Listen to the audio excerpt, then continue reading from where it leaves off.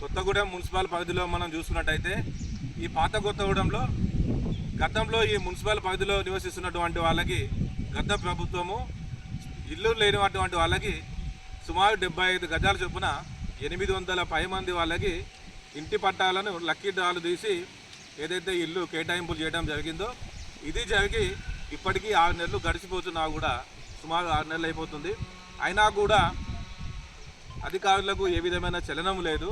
ఎందుకంటే ఈ పట్టాల పంపిణీ కాగానే ఎలక్షన్ కోడ్ అని చెప్పి అక్టోబర్ నెల 3వ తేదీన ఈ యొక్క పట్టాల పంపిణీ చేసినట్టు మా దృష్టికి వచ్చింది.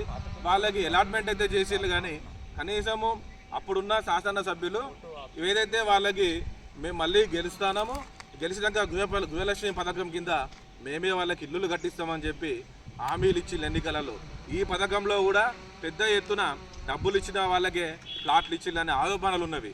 అయినా కూడా అప్పుడున్న అధికారులు వీటిని అన్నిటిని కూడా బేఖాతరు చేసి వాళ్ళకి నచ్చిన వాళ్ళకి ఇంటి స్థలాలు ఇచ్చుకున్నారు. అయినా కూడా ఇప్పటి వరకు ఈ పట్టాలు వాళ్ళకి స్థలాలు వాళ్ళ కేటాయింపులు చేసి వాళ్ళ ఇల్లు మంజూరు చేయాల్సి ఉంటుంది.